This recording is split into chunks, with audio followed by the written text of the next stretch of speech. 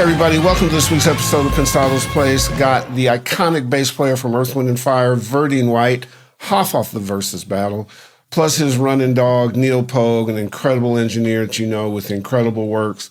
Hit us on our socials. You see them right here. Like and subscribe. Click notify. And without further ado, some wisdom from Verdine and Neal Pogue. Dean. Neal. What's happening? What up? Now, the audience out there think, this is so formal, but, we all go way back. You work with Maurice and you were one of the last people to see Maurice.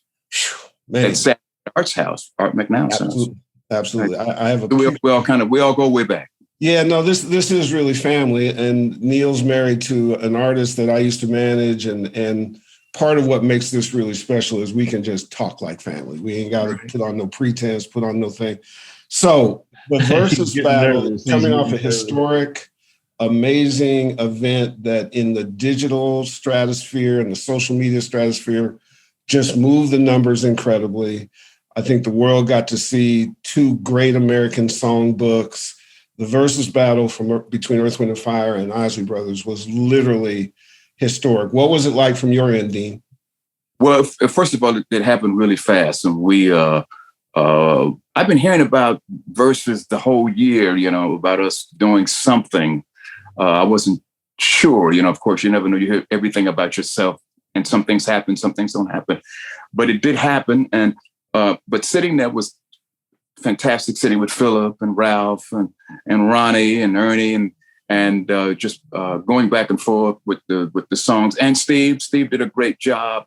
Steve Harvey, who was the and of Earth, Wind & Fire. Yes. And just really great. Of course, the way Swiss and Timbaland Tim had it as, a battle versus a battle. But we said it's not really a battle. It's really about the celebration of our music and their music. Yes. And the real winner is the audience, yes.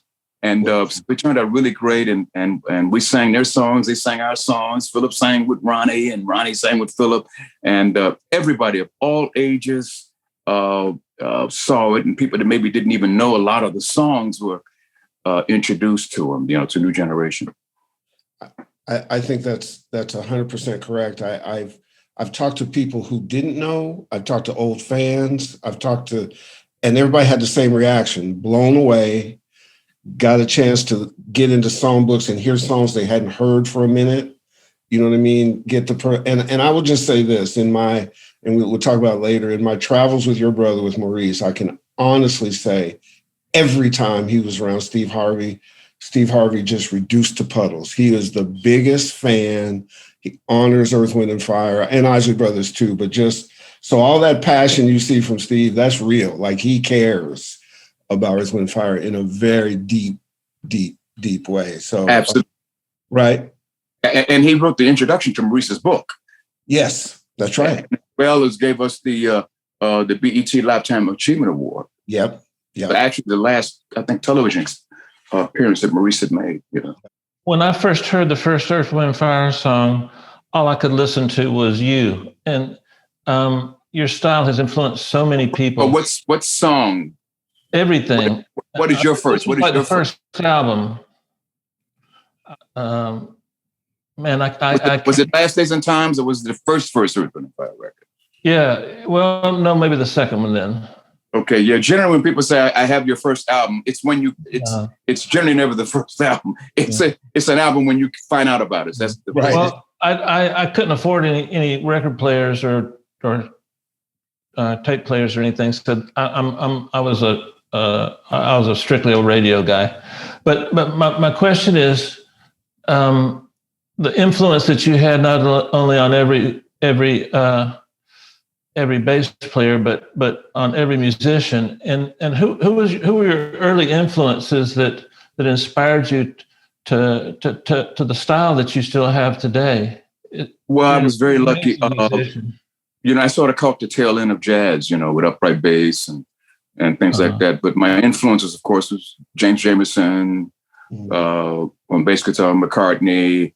But my main influence was the late Louis Satterfield. Oh, wow. Guitar player who played on all those hits with Reese at Chess Records. Yes. Sat taught me everything I knew about the bass guitar. And of course, he was our trombone player in the Phoenix Horns. Right. Out of Chicago. I had no idea he influenced you on the bass. That's amazing. Oh, yeah. Wow. Yeah, that was set. And I used to go to his house every Sunday from the time I was like 14 to the time Reese snatched me out of there and brought me to California. Oh boy. What a move that made when it went from the Salty Peppers to Earth, Wind and Fire and evolved into the Neal. Now let me ask you a question from your perspective. It's often hard because you've got this illustrious career too, but I'm curious about when somebody's a dear friend of yours, it can influence what you think about them musically and so on and so forth. Tell me your perspective about Verdine, the artist, Verdine, the musician, Verdine, the musical creator. Man, it's so funny because I remember the first time I sat my eyes on Verdine. I call him Foot. That's a little.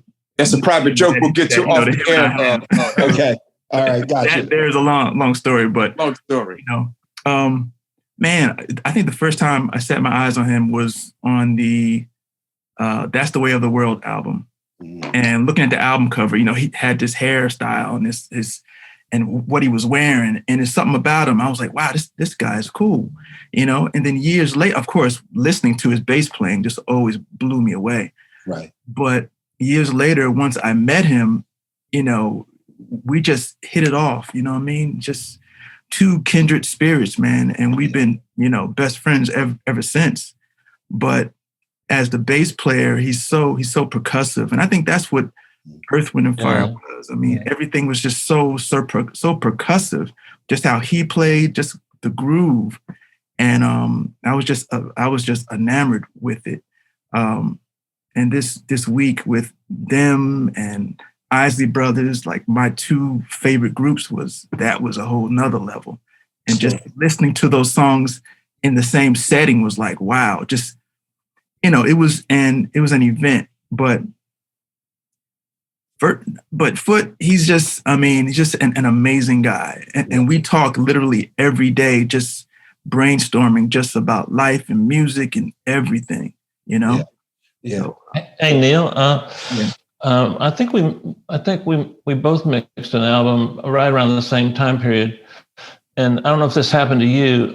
I'm talking behind your back right now, Verdine. So that's okay. That's all right. So normally we would go to the drums first, but I would always go to Verdine first because he had the groove and he had the feel and he had that thing that I learned about in Muscle Shoals, which is a compliment. And did you start with? I always started with Verdine, and I always got. Can you turn the bass down a little bit? And I'm like, I don't think so. That's the groove, Well, I was very fortunate. I've always started with drums. I mean, coming from a drumming background, I've always started with drums. But having Verdine on the track, you can't wait to get to the bass too. I mean, being that I had produced their last album, Now, Then, and Forever. It was exciting to just be in a room with him and just mixing the music. It was just it was a surreal moment, just being a producer on Earth, Wind and Fire. That's a whole nother level, and we really had fun, Yeah, Verdine was so good. I learned mixing tips by working with him. That's how good he is. Well, when we had Jack Antonoff on. We had video of Verdine in the studio with him. So we got a chance to ask Jack what his impression was. It's the same thing. And part of, we're all in the music business. So, we always take it apart. And part of the Verzuz battle that I only wished is that Earth, Wind and Fire is a legendary band. And when it's in band mode, not only do you see what Dean does percussively with his bass, but how physically it manifests himself in his performance style. Like that kinetic energy and all that kind of stuff. And Dean, I know we're talking about you like you're not here. But that is the extent of the influence. Dean, now at this point in your career and almost being the ambassador, certainly one of the most well-known ambassadors for the group, along with Philip, how do you process what history has done? You guys are it's way beyond legend. The songbook is one of the greatest songbooks in the American pantheon of songbook. The accolades, the other kinds of stuff. Do you reflect on that? How do you feel about that? Well, actually, I'm actually grateful, really. I think that's the main thing, and as we spoke in Verzuz and everything that we speak of, I always give a shout out and thank Maurice, because really it was his brainchild. Everything that you're talking about was already in his heart and in his soul. And so where we are now, we're just part of people's lives. We're part of their backdrop. They have stories they tell about us that they heard and things like that. And people that don't even know us know the songs. And now outside of, we like your music, they thank us for making the music. So yeah. I'm really grateful for that, because, we all try to have careers and things like that. But we never know what's going to happen. And it's happened way exceedingly than I ever thought. Oh, it's amazing. And people don't understand. I got a brief look at it, and you lived it and so on and so forth. The trajectory of that kind of career is not just straight up. There's bumps and stuff, and left turns and right turns, and things that you have to do to maintain an incredible legacy. And part of what is not necessarily known as much is that the musicality of the White family, Freddie, Monty, Maurice, yourself, there is a long history of the birth of Earth, Wind, and Fire coming out of the White family and then passed on. And look, I could go on. Maurice changed my life. There's no question about it. I got a chance to sit at his knee for 4 or 5 years. Right. And more importantly, take a guy who was very careful, very reclusive. So he didn't trust everybody. And if he gave you your trust, you better earn it and keep it. And so to have that was amazing. I was the only one that was able to get into the house. Exactly. Absolutely. Right. Exactly. I was the only one that was able to get there with him. And as he told you, every Saturday when I'm would be in town, I'd be right at the house having dinner with LeBron and, The first time, and I audience, I promise you I'm not going to hijack it, but it's important stories for you to know. So I went through kind of a process of meeting him through Bill Myers.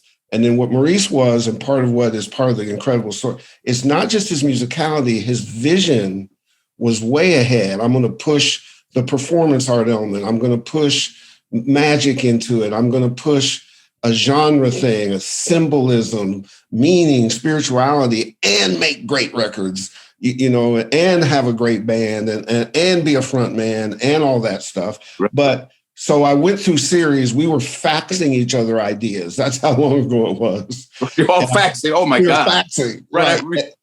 So I got to the point where I got invited to the house, and I don't know that I've had a more nervous day.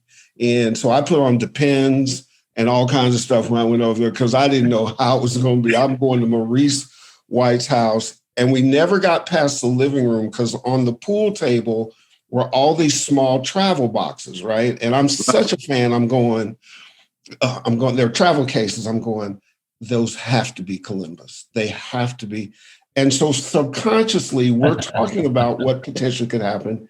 He breaks out a kalimba, and he subconsciously starts playing it. Now, a kalimba, for those who don't know, is an African thumb piano that is incredible, that he really took to another level. And if you have one, you play on it like this, tinka, tinka, tinka, tinka. Maurice sat down like Chopin, and without even breaking a sweat, he was going playing chords and stuff like that, man. After that meeting, I went out to my car and sat in my car for an hour and called everybody I know in college and say, here's what I just did. Y'all's life will never get to my level. Like, I just was blown away at his dexterity, his command of it. He was, obviously dealing with Parkinson's at the time. One of the most amazing musical moments I had. And then it went up from there. So part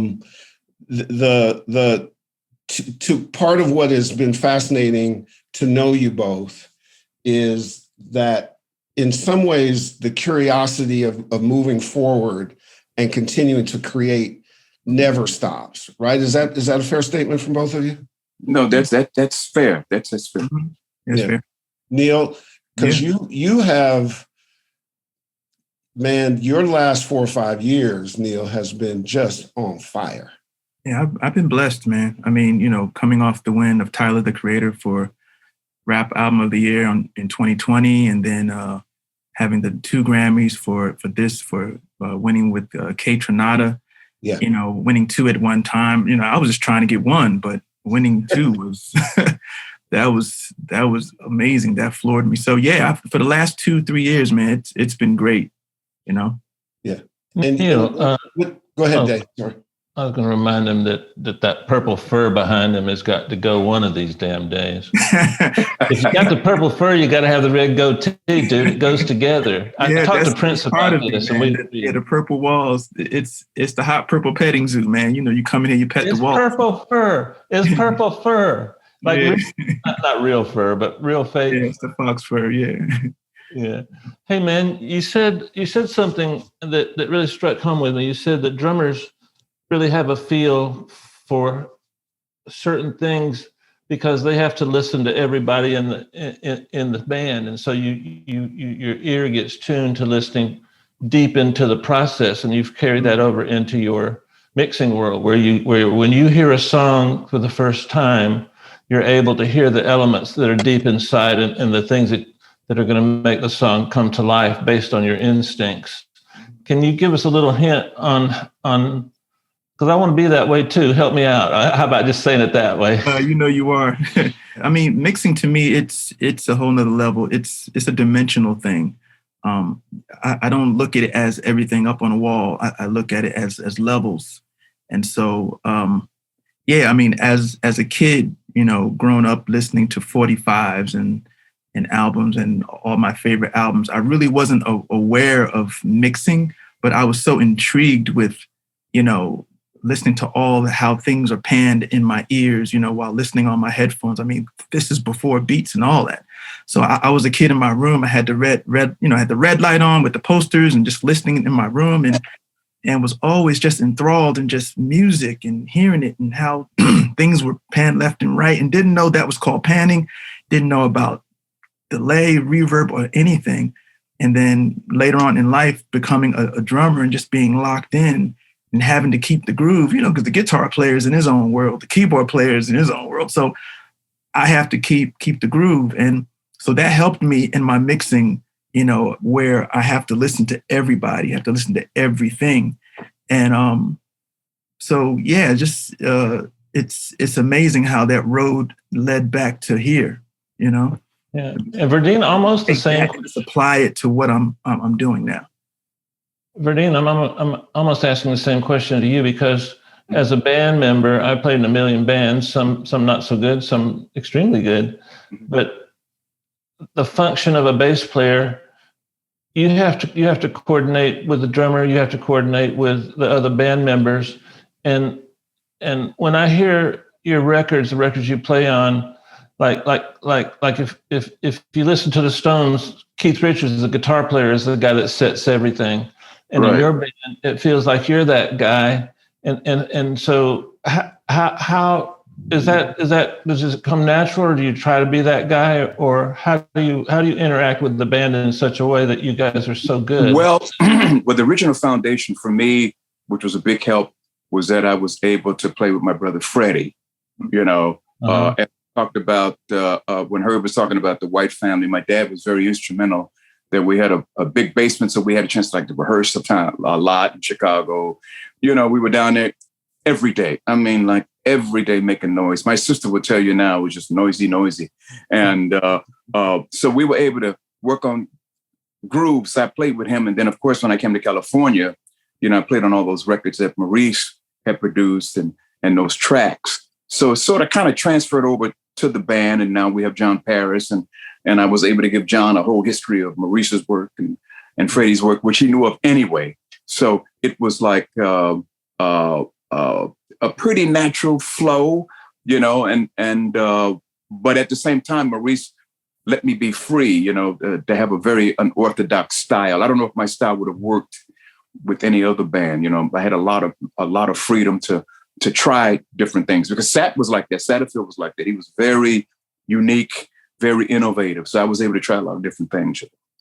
And I think also Reese was a drummer back in those chess days with Ramsey and all that kind of stuff. He used to tell me he used to take the kalimba and he would just put it up underneath a cymbal mic and do a solo that way. Just, it was the ultimate in analog. There was no technology. It was just him doing his thing. So it always felt to me that even in the most emotional ballads and stuff like that, there was a pocket to an Earth, Wind and Fire thing. There was a groove to it, and it was sexual. Like it wasn't just funky. It was sexy. You know what I'm saying? And that it was greasy. It was greasy. That was something that was super, super universal. One of the other things, Dean, that I always loved about the band and the meticulous process that I got a chance to see, your live albums felt like live albums. And capturing Earth, Wind, man, you go back to the 80s in Japan and you listen, man, because those are look, Sun Goddess Live, I will whoop your ass over. Just literally, It just literally is like an anthem to me. But the engineers and stuff that worked on those records or remix or whatever the case may be, they found a way, and you guys quality control, making sure the live sense of Earth, Wind and Fire live was in those records, man, and you could almost live it. Was that conscious? Well, it was just a flow. First of all, Sun Goddess, Reese did with Ramsey. Yeah, right. And then Reese left Ramsey in 70, but they all stayed close throughout the whole period. Yes. And then when Reese had this hit, and Sun Goddess, but what happened was that we had another hit from Ramsey called Hot Dog It. Yeah. Man, we knew it was going to be a smash, Herb. Man, we kept singing it. We said Hot Dog It, and it went up the charts and went right back down the same day. It was a flop. I mean, a big one. And then Reese said, I got another one. No, I got another one. And then Ramsey said, so how's it sound? And Reese said, it's way-o, that's the lyrics, right? And of course, and then the late Charles Stepney was part of the production on the original one, and then did it live with Ramsey, and Ramsey came on tour with us too. Reese brought Ramsey on tour and introduced Ramsey to a whole generation of young kids at the time that didn't know his work. Yeah, and the fun part about those records were you got different arrangements. You got Shining Star live. You got all these different kinds of interpretations of things and the energy and the crowd. I used to tell Reese, going to an Earth, Wind and Fire concert was the exact same experience as going to church. When you walk into church before the preacher preached, you knew you were in church. There was an element, there was a vibe, there was a spirituality. After church was really good and the preacher got done, you sat there because you had a little Holy Ghost in you. And I said, Reese, to sit when the show was over and just feel the vibe in the building, and the fact that you guys thought all that through, and that the moments, there's no other experiential band in the history of music that is more seminal than Earth, Wind and Fire. And we cut a lot, of and recorded those albums in different places, Atlanta, DC, Detroit. And of course you figure out the last, what's the best tracks, when Aretha Franklin made her transition, we played the day after in Detroit. And it was pandemonium because they hadn't seen us in a while. Wow. And it was us and Sheila E. The encore for the show was Sun Goddess. Oh. Wasn't September. It was Sun Goddess. That was the encore. Listen, I apologize that I'm fanboying out, but I don't give a shit. I fanboy out. I get to do that. Yeah, man. So Neal, as you move forward, what do you what's on the plate? You must get some really interesting calls musically to do things. Man, I'm all over the place. I would say a lot of guys are in a bubble as far as genre wise, but I'm all over the place, man. I'm doing I'm doing pop, hip hop, R&B, jazz. I'm all over the place. You know what I mean? I don't know if I'm one of the only Black guys that are doing a whole bunch of genres, because I know a lot of my peers are just, doing a lot of hip. But I'm getting calls for everything. Yeah, I mean, that's why I call you the everything. audio hippie, baby. Yeah, So it's just been fun, man. It's just something, I was a kid that listened to all types of music. So it's fun that I get to mix and work on all types of music. And now me and V are working together really, really tough, producing some things, and me, V and John Paris, Nice. So we're doing some big things now. So John is my boy. I used to manage one of his bands. For both of you, just really quickly, because the time that you spent, back in the day, a studio had a vibe and you tried to create a vibe so you could make music a certain way. Now there's a ton of technology. You can record at home, you can record on the plane, you can do whatever the case may be. Do you find that recreating that vibe, what is the impact of today's recording versus back in the day's recording? Is it better, worse, different? What's the sense? For us, we're in the studio, so we create that vibe. Yeah. When you come in and you hear us in the studio, it's the vibe that you always imagined. Everybody that comes in the studio when we're working, particularly with some of the different artists that we've been working with and hanging out with, it's a vibe. And that's what we've created wherever we went and wherever we go. I would say it's not worse. It's fun to kind of grab some tips from back in the day and bring them forward. Because, a lot of kids nowadays don't know all the other things that we worked on. So it's fun to bring back all those little tricks that I used to do from back in the day and apply them to what I'm doing now. Because the digital world it's all about the pilot, really. Yeah. It's not about, that's what it's about. I mean, I just go back and grab all those little things that I used to do and just bring it forward. And people can't tell if it's digital or analog or what. I've got Neal, I've got a bit of a public service announcement. So for you young engineers, the hi-hat always goes to the left. And so you got to stop doing that to the right stuff, man. I'm old school, Dave, because it's about the audience perspective. No, that's disrespectful to cats like Verdine, because when you do it from the stage performance perspective, the band's going to look at you and go, the audience is going to look at you and go, man, these guys are so good. I wish I could. And man, that hi-hat is one of the most important sounds. So you got to give me your word now. You're going to stop doing that. No, I can't. I can't. Am I right, Verdine? I can't mix. I don't want to hear a hi-hat coming out of the right speaker. If it just feels like I'm sitting in back of the drummer if I go towards the left. I have to be in front of the drummer, man. But yeah, that's the point. Actually, with Neal, we'll continue this later. Yeah. Actually, with Neal, the only thing I say to Neal, how's it sound? He says, great. I said, okay, let's go. It's not like, it's not as heavy as you think, to the left, to the right. You know what I'm saying? Yeah. You know what, Verdine, to your point, we just passed our something like 503rd show. We've been doing this for over 10 years. Wow. And congratulations. Yeah, it's amazing. Yeah, no. And because of guys like yourself, that's what makes people tune into the show. Dave and I are cute, but we ain't that cute. But the thing that is fascinating about literally the best who come on this show is that, and I say this in my talks with people when Dave and I speak at groups and stuff, is that genius is how you get to simplicity. And it's easier to be complex and make it all deep and heavy, but your brother's gift, your gift, Neal's gift, Dave's gift is the ability to make it simple. And we've had more great people on this show. We've been blessed with great people. And literally they'll say, I don't think about it that hard. It has to feel good. And it has to, and I'm always trying to suggest that our audience that our guests let our audience know, don't forget about your gut and your ear. And when it feels good, like you want to roll off 2K and move this meter here and make that shit right there.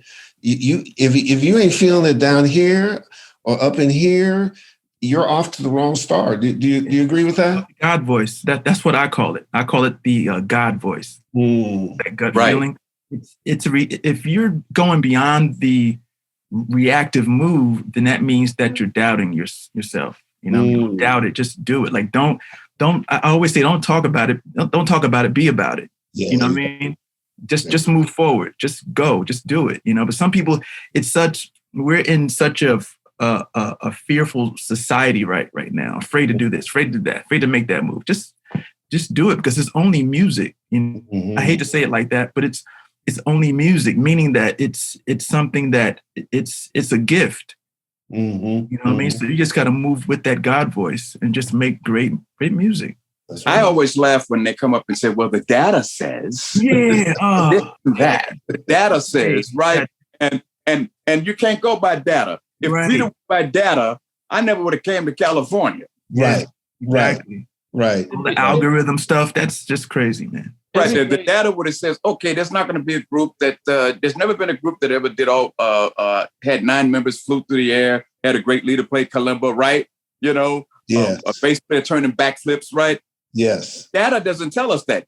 That's all heart. That's all gut. That's all how you feel. Just like Neal was saying, it's that God voice that speaks to you. Listen up, audience. You're hearing wisdom straight up. A lot of people don't realize that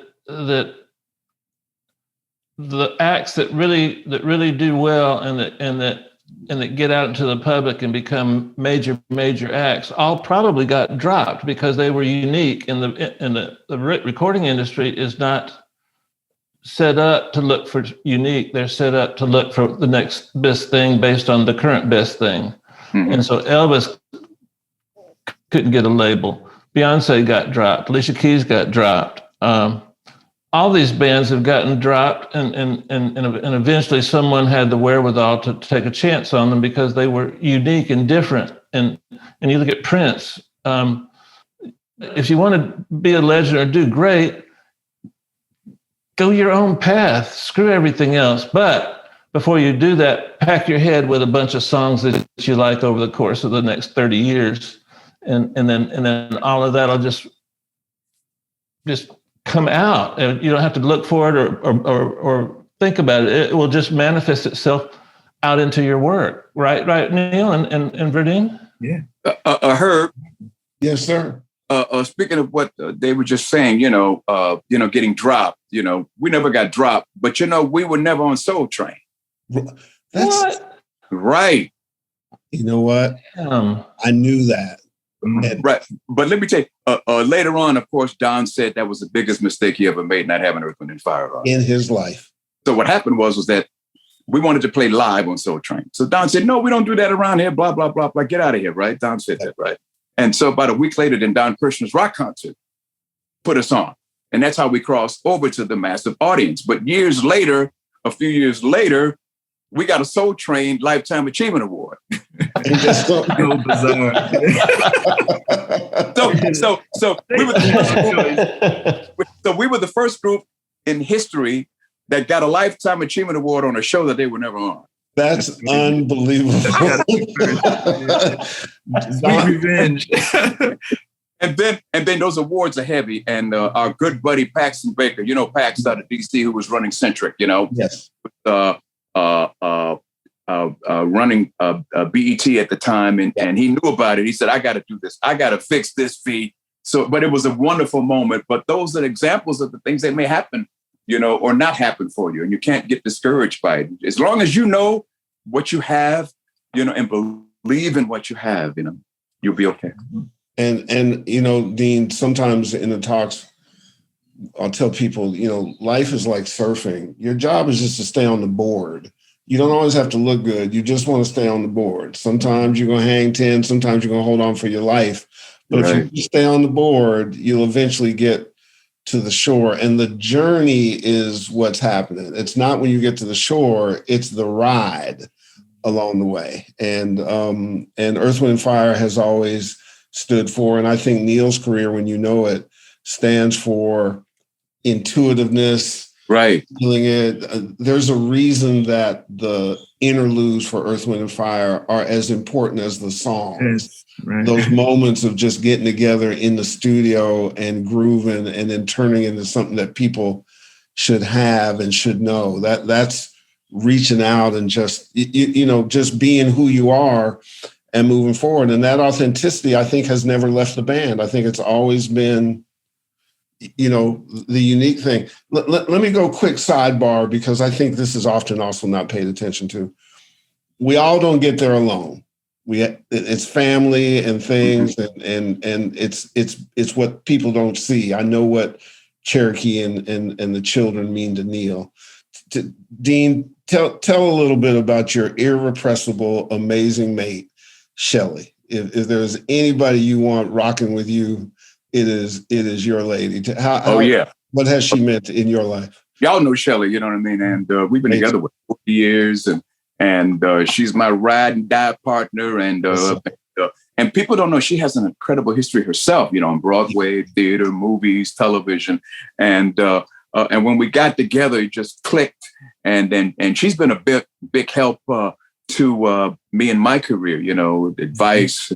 And, we're truly soulmates, so I've been very, very lucky. And of course, she's at the rehearsals and she's close with Philip and Ralph Slick, you know what I mean? She knows Foot really well, she knows I'm going to call Foot. She knows what that means, and I think you have to have that because, and our women are musicians. So, so they know what the drill is too, they're artists themselves. Yeah. We often preach to our audience, which ranges from 16 to 60, that family support systems, all that kind of stuff, that helps your creativity. It helps you be who you are. It allows you to have a place to be safe. Every day ain't perfect, and so if you don't have that, and if you're not giving that, if you're not being a parent or being a mate, and all that comes back into great songs, great opportunity, great performances, great freedom to be able to tap into your creativity. I was thinking as bandmate, Philip Bailey is, he's a one of a kind. He's fantastic. We've been together like 55 years. What I'm saying? Brothers joined at the hip. And one of the reasons that I think we've been able to kind of keep Earth and Fire intact, not only just being here, but with the music, with the same type of feeling that we had back in the day, is that we worked with Maurice closely, Philip and I. Mm-hmm. So we were able to bear witness together of his work. There was not something that we had to think about, but we had to get everybody that came later to buy into this Earth, Wind, and Fire concept. And as time has gone on, they've been able to see it. You know what I mean? Of course, John Paris understood that right away. But you get a lot of help, and things like that. Yeah. Reese once, we were sitting in my office, and he said, whatever I'd had, pretty big career and all that kind of stuff I knew I was doing, and he said, there's two things he said to me during the time we were together that just blew me away. So this one was, man, sometimes you have to open up your hand and let the universe in. And man, I went back out to my car and sat and said, let me think about that. Now, if anybody else had said that to me, I'd be like, yeah, cool, whatever. I was like, no, Maurice White just said that to you. You need to think about that. And I thought about it and did it, and was absolutely a game changer. And then the other biggest musical compliment I've had in my career ever, and we've had both Dave and I, and you and Dean, and you and Neal, we've all had great careers. We were coming back from New York. We were in a cab and we had music on, or we were in a car or something. We had music on, and I was just about to get out at my place, and he was going to go on up the hill to Mulholland to where the house is. And he said, man, you know what? Man, you listen like a musician. And then I got out of the car and I was like, Black Beethoven just said to me, I don't need to hear nothing else from nobody. And you couldn't tell me shit after that. I mean, it had that kind of impact on me because I knew how detailed he was just in how he rolled. Like he wouldn't say that just to make me feel good. You know, Right. you know what I'm saying? Reese was not that way. No, So yeah, Yeah. man. Just and you're absolutely right about the spirit of the band moving forward and getting through all the challenges. As we start to open back up, are you looking forward to getting back on the road and getting in front of folks? Oh, it's going to be great. I mean, if Verzuz is any indication of how the audience is feeling, it's going to be like the Yeah. when this is I over agree. with. Woo. Let me tell you something. On the weekends, I get the trades because I still love to read the trades because I'm a music junkie. Yeah. The guy that sells the trades at the beginning of the pandemic, he had stacks and stacks of trades, right? But now that we have opened up, he can't sell them out fast enough. He is so, you know what I mean? I asked for variety last week. He said, we're out of it, boss. So if this is any indication of where we're going to go, I think this is going to be probably one of the biggest eras we've ever had. Explosive. Yeah. Yeah. I agree. Verdine, we play a kind of hot potato game where we throw some stuff. What is it? What is this hot potato? What is it? What is it? He may say bass, and then you can either say what bass you like, or whatever it is. Let's just go. Don't pray. Just have fun. All right, Dave. Start up batter's box. Here we go. Okay, Neal. Delays. Grand Canyon. Favorite compressor. LA2A. Distortion. UK. Verdine amplifier. SWV. Favorite BPM to play. Favorite tempo. Bass. Yeah. Sadowski and my 1951 Telly. Perfect. Upright bass. Ertz bass that I have. It's an Ertz with a lion's head on it. Neal, and you can jump in on these too, Verdine. 808s, Neal. Hip hop. Reverb. Reverb. Loops. History. Because And it's Verdine, so most historic. Loops.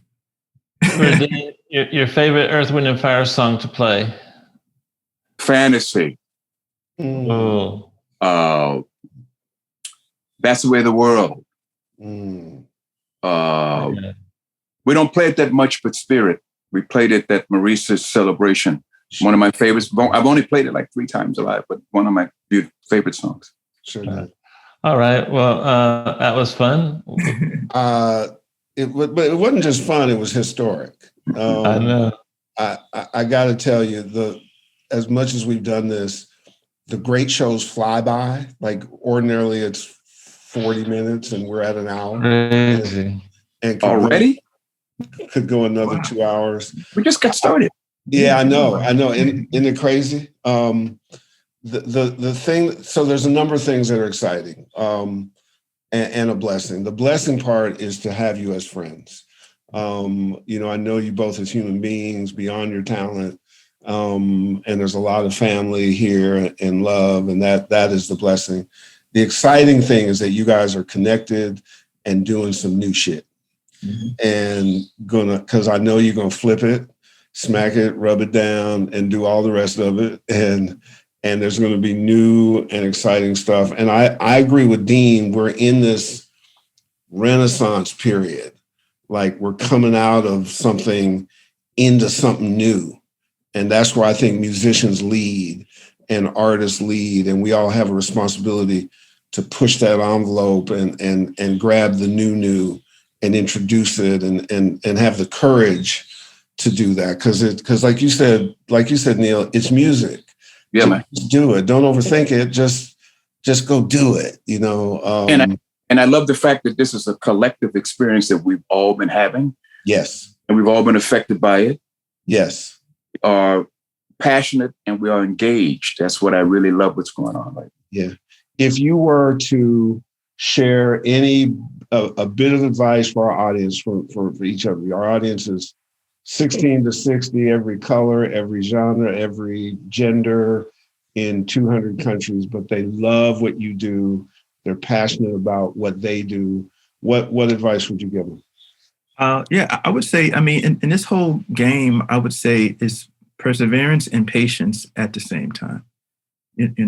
I mean, you have to keep going, but at the same time, you have to be patient about the outlook, about the end game. You know, you have to be patient because everything's not going to happen. I mean, all great things don't happen fast. There's always adversity. There's always bumps in the road. You know, we're always trying to get over the hump.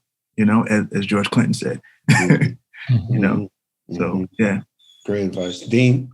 I would say, first of all, we'll go with God first. Always. Yes. Stay passionate about what you do. Put the work in. You know, and put love in the work. I think that's the main thing. Love that. Dave, before you take us home, Dean, let me just thank you for sharing Reese with me. Hard for me to talk about your brother. I know, me too. And we got to finish too, because a lot went on, you know, and we last ones to see Reese that Saturday, remember? Yeah. Oh my God. Arts. Oh my God. Yes. Changed my life. One of the biggest moments in my career. And I know that the family is careful about who comes in. So blessings, love to you, man. Dave Pensado, take us home. One great ass episode. Take us home, Dave. Okay. And one of the foundations of today's episode was instinct and trust your instincts. Well, you say, Dave, how do I get instincts? Well, when you talk to Neal Pogue, he says, well, you just listen to music all the time because that's where your passion is, that's where your heart is, and when you do that, you keep and retain little bits in your brain, and then all of a sudden, those will come back when you need them, but you don't even realize that you asked for them. So instinct, stay in the zone, learn how to get in the zone. And probably the most important thing of all is learn the history of every single person that came before you. Go back to the 30s and just over and over and over again. Listen to it because you love it. Listen to it because it's music. And music is a gift from God. And so respect the music and don't do it as a job. Do it as because you just want to. And also learn the guys who made it. And check back in with us in 20 years and we'll get you a spot on Pensado's place. Right. Neal, much love. Verdine, you're my hero. Thank you so much for being here. And we'll see you guys later. Bye-bye. Thank you, Dave. Appreciate it, man. Thank you, Herb.